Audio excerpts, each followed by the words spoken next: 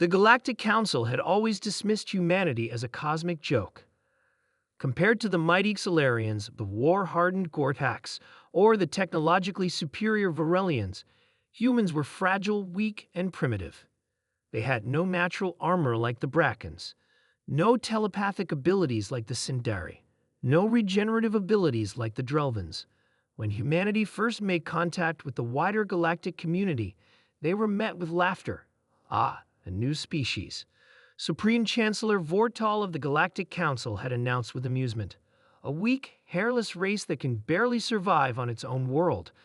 Tell us, what do you bring to the stars? Do you have advanced plasma weaponry? Hyperwave shields? Genetic enhancements?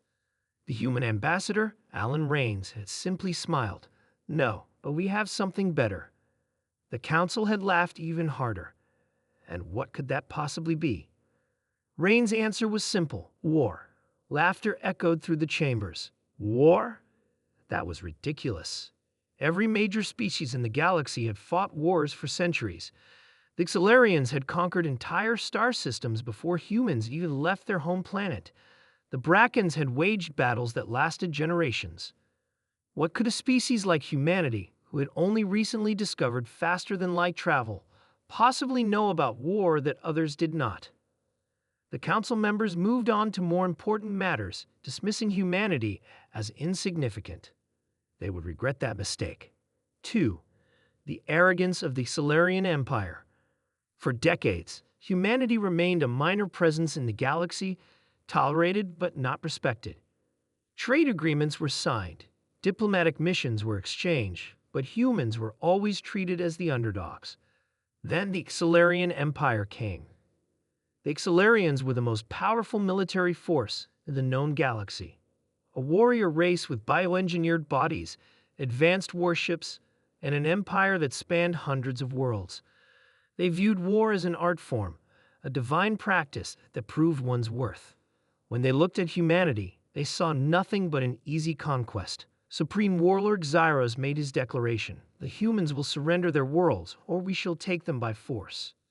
The Galactic Council did nothing. The other species assumed humanity would be wiped out in days. After all, how could a species that lacked natural weapons, psychic abilities, or superior technology possibly stand against the Xalarian war machine? Then, the war began. 3. The First Strike. The Xalarians launched their invasion with overwhelming force. Dozens of warships descended upon Mars, Earth's first line of defense. They expected an easy victory. Instead, they found hell. The first mistake the Xalarians made was assuming humans fought like other species. Most galactic wars were clean, strategic affairs. Fleet battles, planetary sieges, calculated moves. Xalarians prided themselves on honor, duels between champions, and measured combat. Humans didn't fight like that.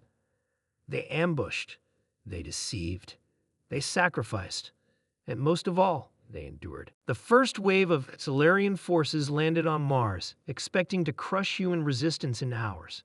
They were met with silence, then explosions. The entire battlefield turned into a death trap. Hidden mines, drone swarms, automated turrets. Human soldiers used guerrilla tactics, sniping Xalarian officers, setting traps, using terrain to their advantage. For every human that fell, 10 Xalarians died. Confusion spread through the enemy ranks. This was not how war was fought. By the time the first wave retreated, the Xalarians had lost half their invasion force. 4. The Art of War. Humans had studied war for thousands of years. They had perfected it. The Xalarians were strong, but humans were smarter. They hacked enemy communications, infiltrated supply chains, and turned Xalarian technology against them. It fought dirty, using biological weapons, cyber warfare, and orbital strikes with pinpoint precision. Then came the psychological warfare. Human soldiers captured Xalarians and released them, alive but terrified. That whispered of horrors, of the things humans did in the shadows. Xalarian troops began hesitating, some even refused to fight. The battlefield was no longer about strength, it was about fear. And humans were experts at using fear as a weapon. As the war stretched on, The Xalarian Empire found itself bleeding resources at an alarming rate.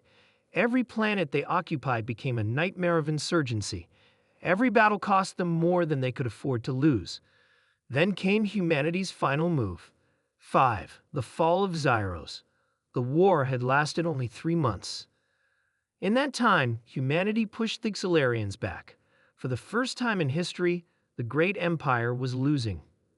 The final battle took place above the Xalarian homeworld. Warlord Zyros sat in his command ship, watching in disbelief. "This is impossible," he muttered. His empire was burning. The humans had infiltrated their capital. Their warships were in flames. Their soldiers were surrendering. And then came the final message from Earth. We were never the joke. We were the punchline.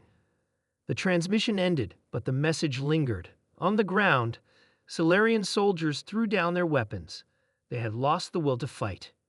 Warlord Zyros had no choice. He surrendered. The Xalarian Empire had fallen.